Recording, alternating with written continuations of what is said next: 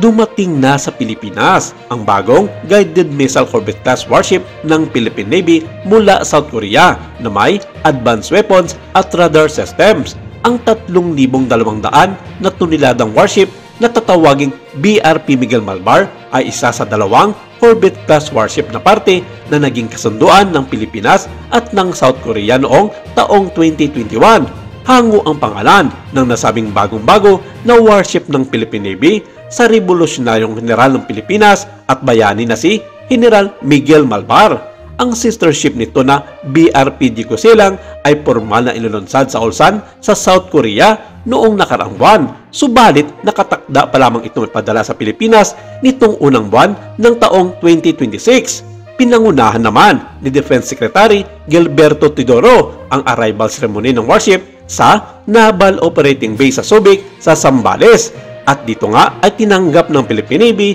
ang bagong barko na bandigma ng Philippine Navy. Sa kanyang talumpati, sinabi ng kalihim na ang pagdating ng BRP Miguel Malvar sa bansa ay hindi lamang upang magsilbing deterrent at tagapagtanggol ng ating mga katubigan, kundi bilang isang malagang bahagi sa joint at combined operations kasama ang mga kaalyadong bansa ng Pilipinas. Matatandaan na unang inanunsyo ang kasunduan para sa dalawang bagong warship noong 2021, 5 taon matapos manalo ng kontrata ang Hyundai Heavy Industries para sa paggawa ng dalawang bagong frigate para sa Philippine Navy. Ang corvettes ay maliit at mas mabilis na barkong pandigma na pangunahing ginagamit sa pagprotekta sa ibang mga barko mula sa mga pag-atake ng mga kalaban. Ang pagdating naman ng bagong barkong pandigma ng Pilipinas ay sa gitna ng patuloy na komprontasyon sa pagitan ng mga barko ng Pilipinas at China sa West Philippine Sea. At sa katunayan, nagbigay ng kanilang payag ang China tungkol sa maluwag na pagtanggap ng Pilipinas sa nasabing barkong pandigma na galing South Korea.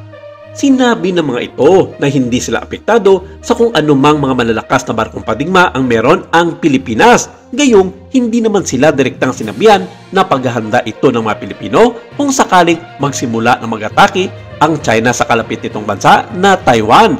Magiging shooting practice lamang ito sa mga barkong pandigma ng China na sinabi ng mga ito na mas hamak na mas advanced ang kanilang mga barko pagdating sa mga weapon systems at mga radar.